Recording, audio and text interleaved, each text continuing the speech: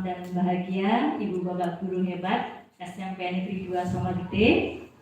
Puji syukur kepada Tuhan Yang Maha Esa pada kesempatan hari ini Senin 31 Juli 2023 kita dipertemukan di ruangan ini dengan penuh kebahagiaan. Terima kasih atas kerawuhannya. Di sini saya akan menampilkan aksi nyata saya dan berbagi kepada keluarga SMP Negeri 2 Somagede terkait dengan pembelajaran yang saya tempuh di pendidikan guru penggerak, utamanya di modul 1.4, di mana modul 1.4 ini ada kegiatan untuk bersama-sama CGP dan bersama guru karyawan sekolah terkait untuk bersama menumbuhkan budaya positif di sekolah dengan meyakini nilai-nilai kebajikan universal serta menciptakan murid yang merdeka dan mempunyai disiplin kuat sesuai profil pelajar Pancasila. Kebajikan universal adalah kebajikan yang dinilai sebagai landasan manusia pada hakikatnya. Kemudian ada latar belakang yang melandasi CGP harus memanfaatkan aksi nyata ini berbagi kepada Ibu Bapak Guru adalah kita untuk mengingat kembali hakiki manusia adalah sama kodratnya, ingin diakui dan dihargai kodrat, maka dari itu hukuman yang bersifat mengikis kehormatan mental sebagai bentuk menghakimi manusia karena dianggap menyalahi aturan dan bukan keyakinan tentu bukan hal yang disukai oleh semuanya, termasuk oleh murid tentunya. Namun proses saling menuntun untuk menuju kebajikan universal sesuai keyakinan universal adalah pendidikan yang sesungguhnya. Lalu bagaimana terkait dengan latar belakang ini agar paradigma kita sedikit berubah? Tentu mari kita saling belajar. Di sini saya sedang belajar dan mengajak ibu-ibu, bapak-bapak untuk belajar bersama. Sebelum saya melampaui untuk pendahuluan, saya ajak dulu profil pelajar bagaimana yang digunakan melalui kurikulum Merdeka, Ibu Bapak. Profil pelajar bagaimana yang digaungkan melalui kurikulum Merdeka, Ibu Bapak. Mohon angkat tangan yang berkenan menjawab. Silakan angkat tangan Ibu Bapak. Iya, Tante Sari ya, karena kebiasaan menyambatakan menggalakan ke anak-anak. Iya Ibu Sari, silakan profil pelajar yang bagaimana Ibu Sari? Profil pelajar yang mencerminkan Pancasila. Iya, profil pelajar Pancasila, ya kan? Sesuai yang digaungkan dan sekolah kita 2 tahun ini sedang mengajak para siswa untuk mencapai itu. Termasuk di visi misi kita, sekolah kita adalah menuju ke proses profil pelajar Pancasila yang akan dicapai oleh peserta didik atau murid. Apa yang dimaksud karakter profil pelajar Pancasila? Kita mengingat kembali, intinya ada 6 dimensi. Dimensi yang pertama adalah beriman, bertakwa kepada Tuhan Yang Maha Esa, kemudian berkebinekaan global, yang ketiga bergotong royong, kemudian mandiri, bernalar kritis, serta kreatif. Ini yang nantinya akan dituju oleh kita selaku pendidik dan dibiasakan untuk dilaksanakan oleh anak-anak kita atau murid-murid kita. Salah satu cara yang digunakan guru atau pendidik dalam membantu siswa tumbuh maksimal mempunyai karakter profil pelajar Pancasila adalah dengan membangun budaya positif yang berpihak pada murid.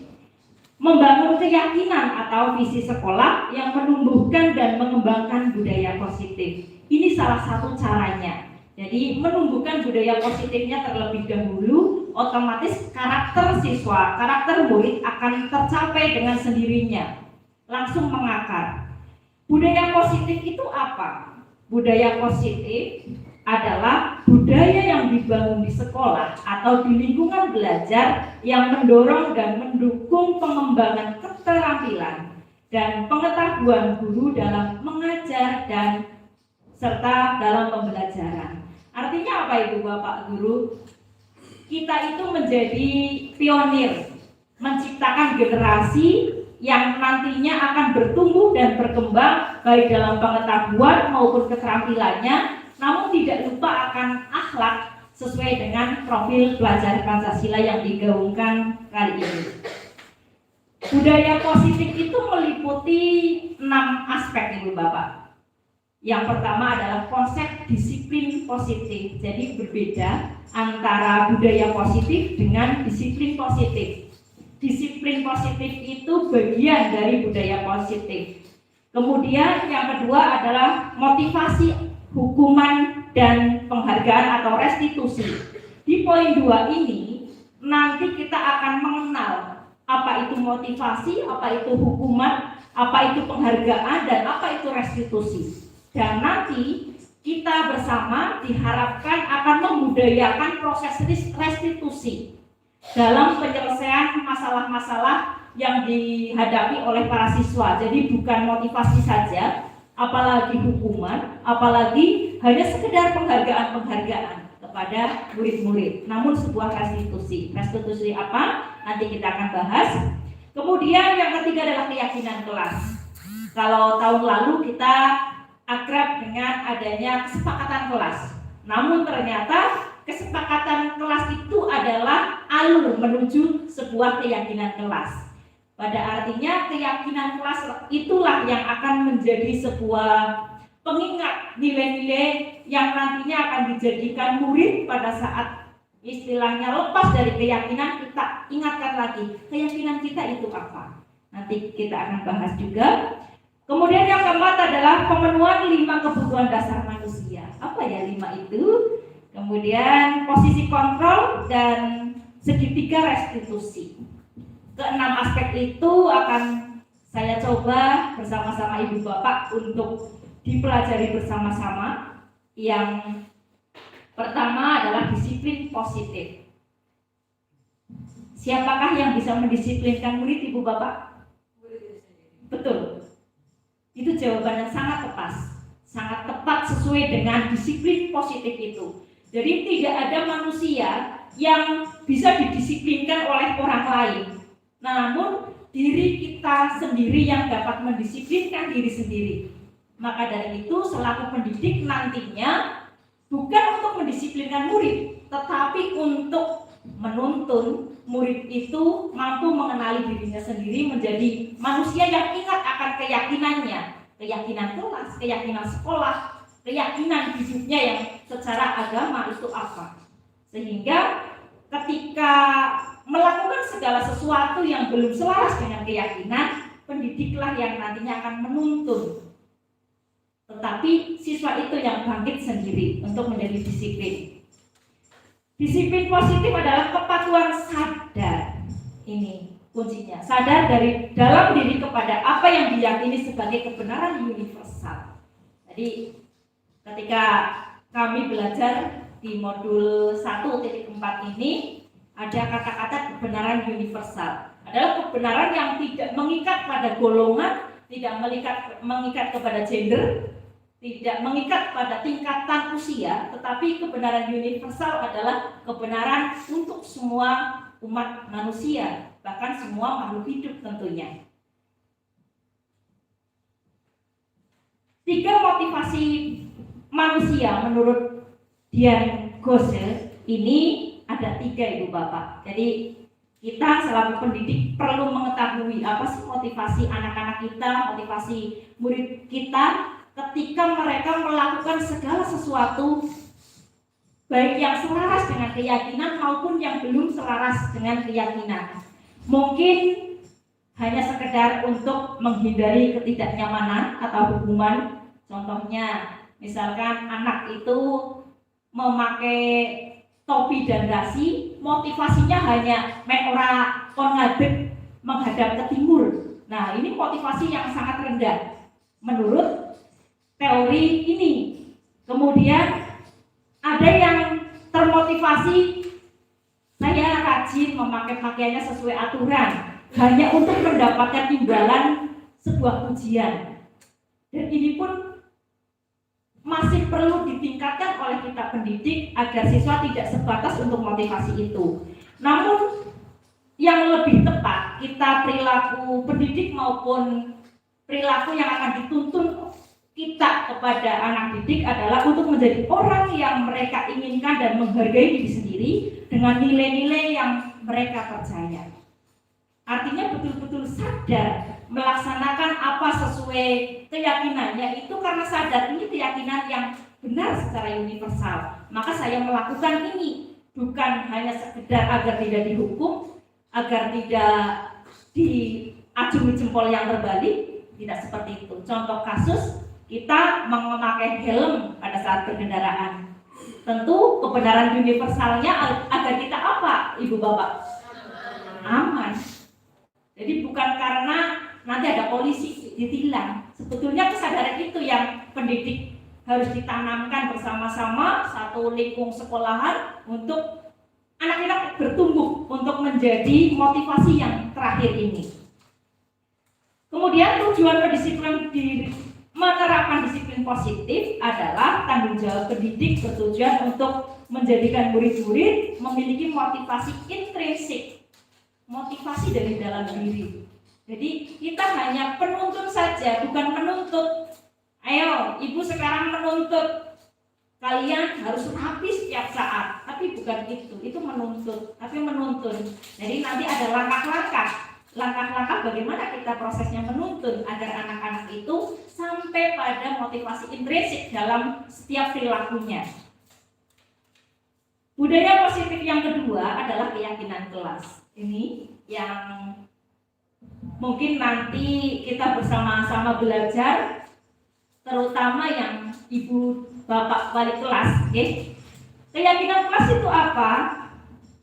Keyakinan kelas adalah sesuatu yang diyakini bersama, berasal dari penyatuan pikiran untuk menjadi nilai-nilai kebaikan atau prinsip dasar bersama di antara warga kelas untuk mendapatkan nilai-nilai kebajikan yang disepakati bersama.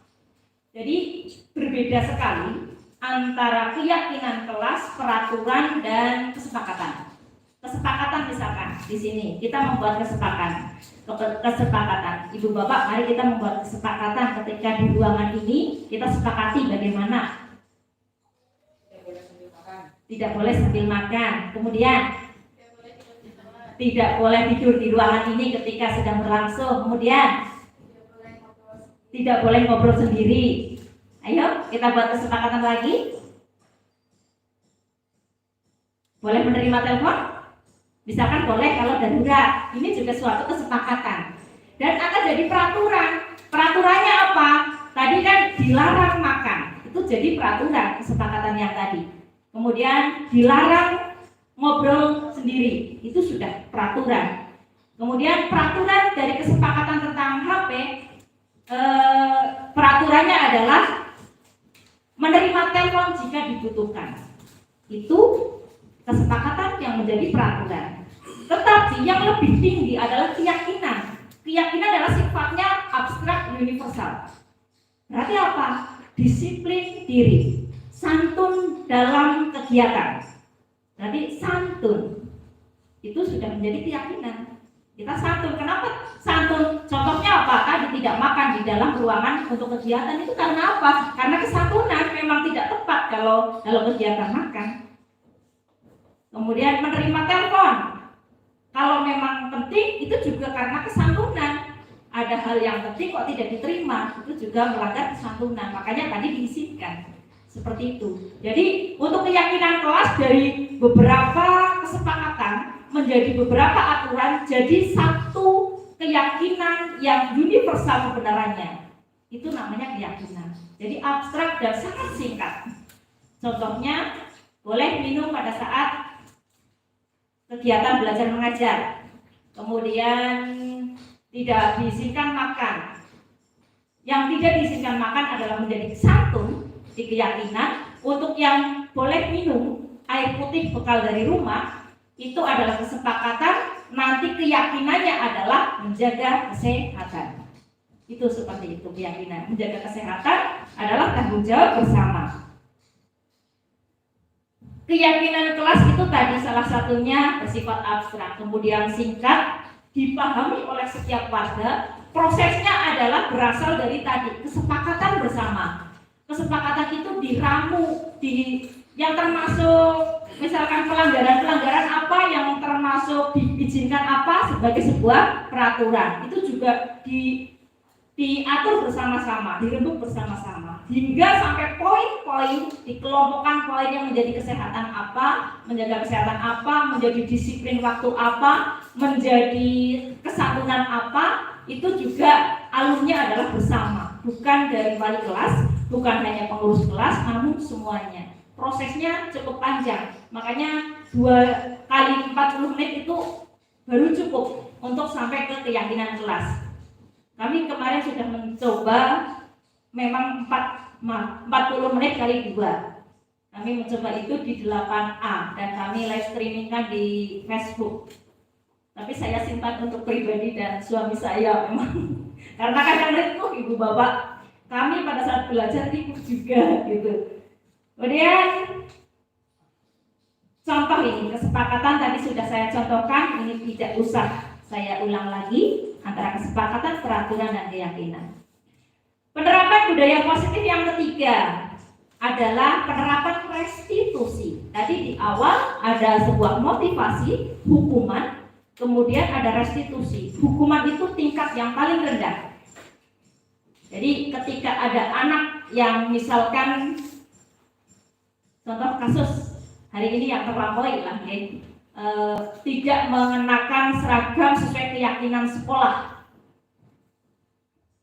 pakainya rapi, rapi itu keyakinan, aturannya adalah memakai dasi sesuai atribut sekolah, topi sesuai atribut sekolah, itu aturan. Keyakinannya adalah memakai pakaian rapi sesuai dengan aturan siswa. Dan ketika ada yang lepas dari keyakinan itu, kita langsung berdiri di sebelah barat hadap ke timur. Itu adalah bentuk suatu hukuman. Karena kita belum melakukan langkah apapun, adalah itu sebuah hukuman. Kemudian ketika selesai, kemudian ada proses pencatatan anak-anak yang tadi, itu namanya pemantauan. Kita baru sampai proses pemantauan, hukuman dan pemantauan, karena dipantau, dicatat gitu.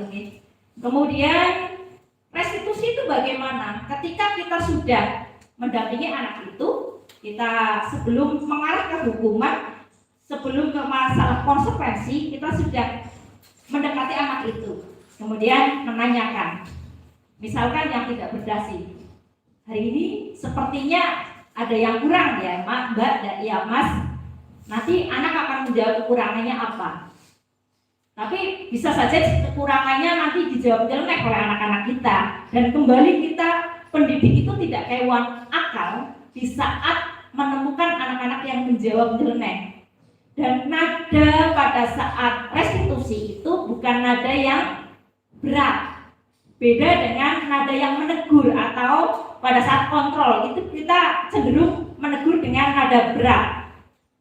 Begitu, Mas, dasinya dipakai, itu sudah nada bukan nada restitusi. Tapi kalau nada restitusi adalah berbeda. Kita mendekati kemudian menanyakan. Kemudian menanyakan ada alurnya lagi. Nanti terkait restitusi ini adalah budaya kebutuhan pemenuhan 5 kebutuhan dasar manusia ini. Kita harus tahu dulu bahwa ada kebutuhan menerima diri sendiri. Ketika kita sedang menegur murid atau menegur diri sendiri, bahkan kita merasa saya salah, saya menjadi orang yang salah, kita harus mencoba menerima diri sendiri dulu, menghargai diri sendiri dulu. Kita mengakui keyakinannya apa sih sebetulnya gitu. Jadi kepada murid pun demikian. Kita sebagai manusia menolong sesama. Jadi bukan menjatuhkan mental murid, bukan menjatuhkan mental diri sendiri ketika kita merasa salah.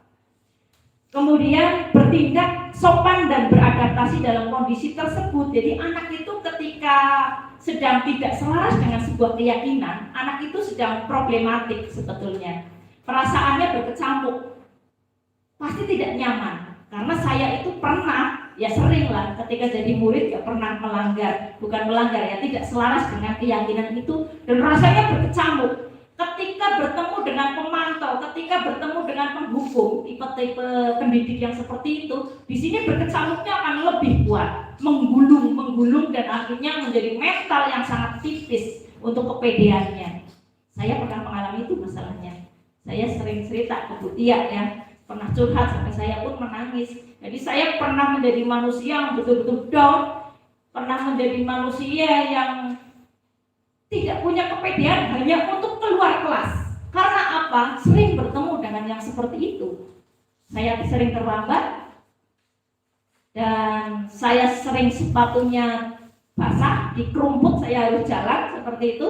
Jadi latar belakang kenapa saya sepatunya basah dan saya tidak memakai sepatu di sekolah, kenapa saya terlambat, itu yang tidak digali oleh pendidik saya dulu. Akhirnya saya langsung dihukum. Saya down. Saya bangkit itu kelas 3 SMA, baru saya bisa muncul di depan pintu kelas. Mungkin Bu Asih sedikit tahu, tapi sayangnya Bu Asih tidak di sini. Makanya ketika saya menjadi guru Bu Asih dan teman-teman, wow, gitu. Bukan berarti wownya bagaimana-mana, tapi tahu latar belakang saya yang begitu di belakang. Seolah-olah kalau orang yang pede itu, wah ada pecundang gitu. Ini karena mental murid itu karena perilaku, salah satunya terbentuk karena perilaku kita juga gitu. Makanya kalau kita PMM ya, kita kan selalu dibalik pengalaman apa kita pada waktu sekolah gitu kan, kita dikembalikan. Makanya merdeka itu kan mulai dari diri, pendidik juga mulai dari diri.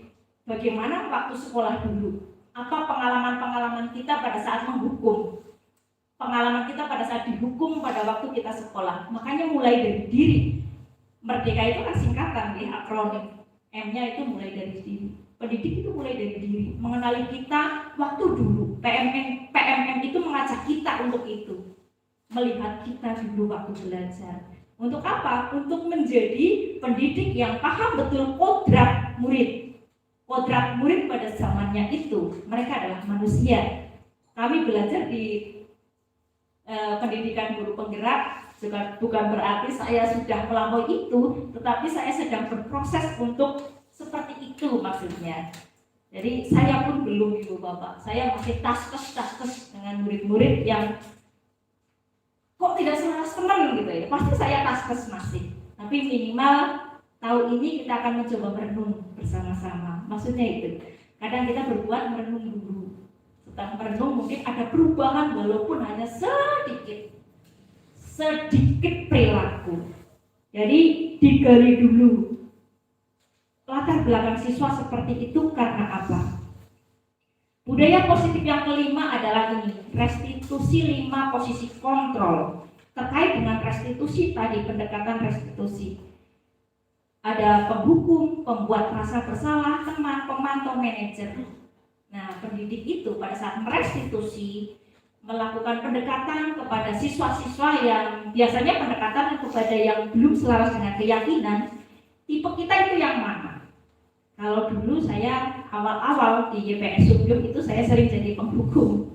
Jujur, masih egois sekali karena saya baru latihan mengajar, dan ketika apalagi di SMK kan gede-gede ngeyel-ngeyel, ya saya menjadi penghukum tipenya itu.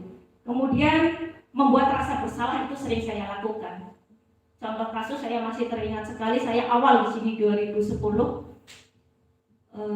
ada anak laki-laki yang saya bunyikan doge sapa jane dengan nada tinggi, dan anak itu, Bu, saya tidak terima dikatakan dong-dong seperti itu. Saya masih terngiang sampai sekarang. Dan saya pernah mendukung sebuah forum di SMP Negeri 2 Soma Gede ketika tidak mendukung proses tidak menaikkan anak Galang dan Ilham. Sampai saat ini saya sering merenung betapa jahatnya saya ketika saya sudah mempelajari ini. Jadi ini proses perenungan sebetulnya ketika kita sudah paham bahwa kodrat anak itu bukan untuk pelampiasan penghukuman, tapi ketika kita menghukum, sudahkah kita melaksanakan perilaku sebagai pendidik yang menjadi manajer? Bukan hanya menjadi pemantau kita mencatat si A berbuat ini, si B berbuat ini. Teman kita mungkin, Mbak, kenapa harus begitu? Kenapa bajunya harus begitu? Akhirnya kita di situ hanya memaafkan, tapi kita tidak ada penggalian, motivasi agar si anak itu bangkit untuk memahami nilai keyakinan yang sesungguhnya adalah tapi itu adalah hal yang harus dikuatkan oleh diri masing-masing. Jadi ketika masih menjadi penghukum, pembuat rasa bersalah, ketika dulu saya menjadi siswa, saya merasa bersalah karena teguran-teguran yang bertubi-tubi, saya justru malah menjadi minder ketika mau berpendapat dan sebagainya. Karena berlebihan, saya merasa bersalah dengan si orang itu, dengan guru itu, saya sering banyak salah. Akhirnya ketika diajar guru itu saya menderap gitu loh. Menderap itu nggak mau unjuk muka. Itu dampak mentalnya. Teman, kalau ada guru yang berlaku sebagai teman adalah sebagai pemaaf dan menolong terus. Tetapi bukan menuntun untuk anak itu adalah bangkit menemukan solusi sendiri, seperti tadi mendisiplinkan dari dirinya sendiri, tapi disiplin karena kita yang mengarahkan itu akhirnya murid itu merasa tetap belum ketemu dengan jati dirinya, hanya ketemu dengan guru yang selalu memaafkan, tetapi belum ketemu dengan dirinya yang harus tahu sejatinya itu hidup yang selaras dengan kebenaran universal itu apa, disiplin universal itu apa gitu. Nah, di sini kita mencoba untuk membudayakan budaya positif sebagai pendidik yang memiliki posisi kontrol manajer terhadap murid. Bagaimana itu? Manajer adalah posisi di mana guru berbuat sesuatu bersama dengan murid, mempersilahkan murid mempertanggungjawabkan perilakunya, mendukung murid agar dapat menemukan solusi atas permasalahannya sendiri. Seorang manajer pendidik telah memiliki keterampilan di posisi teman maupun pemantau, jadi gabungan itu. Dan dengan demikian bisa jadi di waktu-waktu tertentu kembali kepada kedua posisi tersebut bila diperlukan. Namun bila kita menginginkan murid-murid kita itu menjadi manusia yang merdeka, mandiri, dan bertanggung jawab, maka kita perlu mengacu kepada restitusi yang dapat menjadikan murid kita seorang manajer bagi dirinya. Artinya apa? Kita menjadi manajer murid, kita menuntun, mengarahkan, menggali agar anak-anak itu bangkit menjadi manusia yang mengerti kebenaran universal dan melaksanakannya dengan sadar, bukan karena adanya rasa takut hukuman, adanya rasa ingin dipuji, itu bukan itu. Makanya kita disarankan begitu untuk menjalankan posisi kontrol pendidik yang menjadi manajer bagi murid-muridnya. Kemudian kesimpulan budaya positif kelima adalah tugas seorang manajer pendidik bukan untuk mengatur perilaku seseorang. Kita membimbing murid untuk dapat mengatur dirinya. Jadi kita bukan mengatur, tapi kita membimbing murid agar murid itu mampu untuk mengatur dirinya. Seorang manajer bukan memisahkan murid dari kelompoknya. Tentu ketika ada murid-murid yang pandai juga tidak dipisahkan yang pandai-pandai saja. Ketika yang dianggap tidak selaras dengan keyakinan juga tidak dipisahkan. Tetapi mengembalikan murid tersebut ke kelompoknya dengan lebih baik dan lebih kuat sesuai karakter masing-masing individu. Begitu. Kemudian budaya positif yang keenam, ini prosesnya nanti kita. Proses menjalankan restitusi itu bagaimana? Penerapan segitiga restitusi segitiga. Jadi ada alas, ada dua sisi. Alas yang pertama adalah proses di mana kita ketika menjumpai murid-murid yang tidak selaras dengan keyakinan itu tetap dengan proses menstabilkan identitas. Murid adalah manusia, adalah kita. Murid adalah manusia, adalah kita. Kita itu kalau tidak distabilkan suasananya, kita akan menjadi pendendam, kita akan menjadi minder tadi. Misalkan saya sering terlambat ting, gitu ya. Pada saat tingnya terlambat, apakah di diri saya walaupun hahaha ini goyang-goyang itu tetap nyaman? Tidak. Tentunya saya juga ada rasa riku, apalagi ada manajer sekolahnya, apalagi ada teguran misalkan jamnya seharusnya masuk belum masuk, itu pasti saya juga merasa itu sedang proses berkecamuk. Kok iya ya, kok saya seperti ini. Nah di sini ketika kita menemui yang seperti itu, kita menstabilkan. Contohnya, Mas kok tidak membawa buku bahasa Jawa? Iya Bu, tadi saya mungkin lupa, alasannya gampangnya kan itu. Ya lupa, saya juga manusia Mas, saya sering pelupa. Tapi kalau lupa minimal kalau pelajaran itu bukunya sesuai apa Mas? Dipancing, sesuai jadwal Bu. Mungkin jawabannya kan seperti itu. Kalau sesuai jadwal artinya ada sesuatu ya, kok sampai lupa, apakah tadi malam bagaimana? Kita mencoba menggali, mereka bercerita. Tapi nada kita sudah diatur kalau restitusi. Nada kita bukan nada yang nah itu. Kita mencoba mengendalikan diri. Karena pendidik itu diupayakan memiliki apa? Memiliki keterampilan sosial. Keterampilan sosial komunikasi. Jadi mengendalikan emosi ketika sedang emosi betul-betul. Walaupun saya belum bisa Ibu Bapak, saya juga belum bisa, pasti langsung masuk langsung tinggi ngegas gitu. Namun ketika ada pembelajaran seperti ini ya betul lah, ada sedikit energi yang perlu kita jadikan acuan untuk merenung. Jadi menggali dulu latar belakangnya. Setelah sudah bercerita apa latar belakangnya, terus kita ingatkan keyakinan kelasnya. Yuk, berarti kita kembali ya Mas ya untuk menjadi murid. Ketika ada pembelajaran, sebaiknya buku-buku diapakan Mas? Pasti jawabannya ya kurang lebihnya akan dibawa gitu sesuai jadwalnya. Ya sudah tahu itu ya Mas. Agar itu dibawa, solusinya bagaimana Mas? Agar tidak lupa lagi. Mungkin nanti mereka akan mencari solusi sendiri. Ditata dari awal, dari malam. Kemudian mungkin karena terlambat, karena kemalaman tidurnya mungkin akan dikasih solusinya dari mereka, tapi kita yang memancing menuntun. Jadi kita bukan langsung, ayo Mas tidurnya jangan kesial, jangan kemalaman ya, ditata dari malam ya, jadwalnya biar gak lupa, bukan itu. Jadi mereka yang menjawab sendiri, kita hanya menggali. Jadi ada kegiatan coaching ya Mbak Sari ya. Ada coaching di mana coaching itu kepada coachingnya itu saling berbagi, tapi coachingnya itu tidak aktif untuk menuntun coachingnya itu menjadi sebuah solusi dari coaching, tapi si coachingnya itu, si muridnya yang menentukan solusi. Kemudian validasi, setelah stabil suasananya si anak itu menjadi terhormat lagi menjadi manusia. Ketika sudah dididik baik, Mas sini, pasti anak itu sudah merasa kok bersalah sebetulnya. Nah di situ, aduh, Mase, misalkan kalau kita sudah, Mase kepripun sih?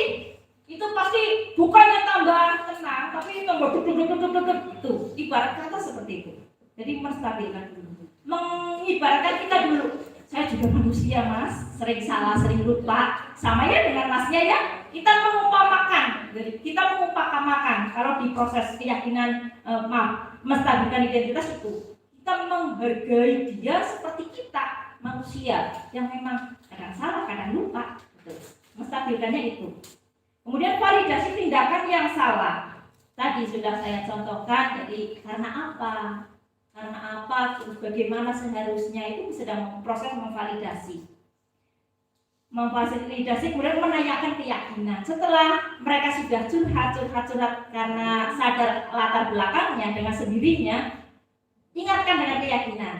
jadi murid itu seharusnya bagaimana ya bukunya ya, bahwa satu-satu apa satu untuk beberapa mata pelajaran ya, kita hanya memancing itu, nanti mereka akan ingat kok keyakinan yang sudah ada. Makanya di awal pembelajaran memang kita keyakinannya dulu gitu.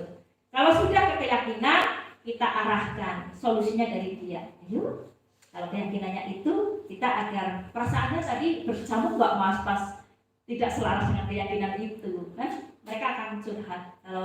Kalau keyakinannya dilaksanakan bagaimana? Mungkin ada jawaban tenang, nyaman. Nah itu, mereka jadi sadar bahwa ketika keyakinan dilaksanakan oleh diri sendiri akan menyamankan kondisi.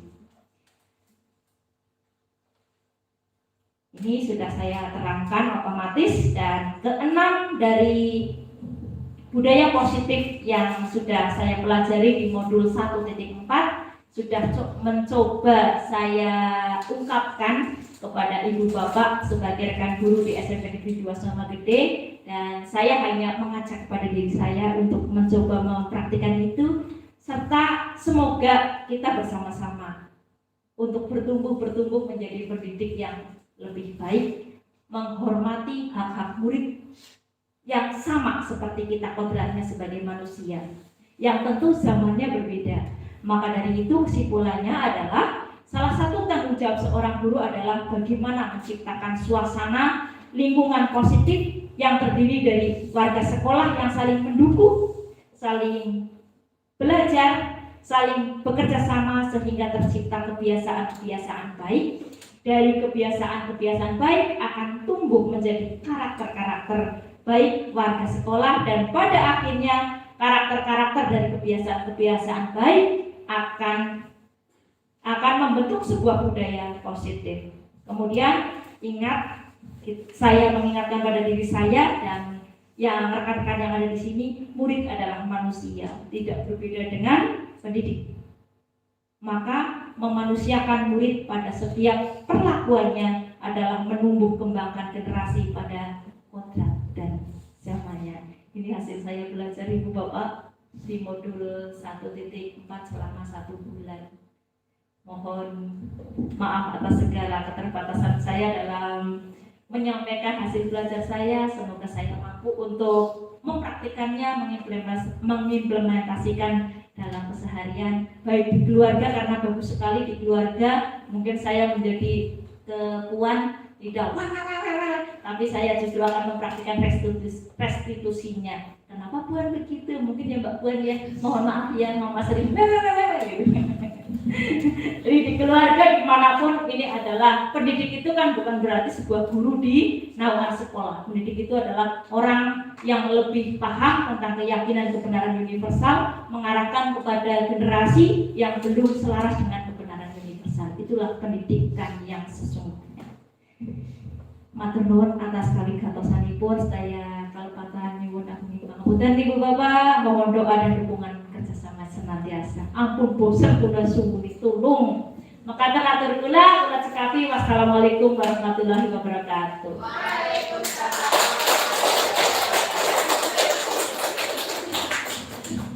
Guru hebat. Kita semuanya salam dan bahagia guru hebat. Ya. Seru banget. Biasanya maksudnya Anak yang sering saya itu terima kasih sudah membantu dan sekarang bantu trik juga. Ya. Rasanya sudah gak bosan ya? ya. Rasanya baksonya. Baksonya. Saya sepertinya udah. Tiap hari ya. Tidak usah diskusi ya Pak, diskusinya di dalam hati masing-masing saja.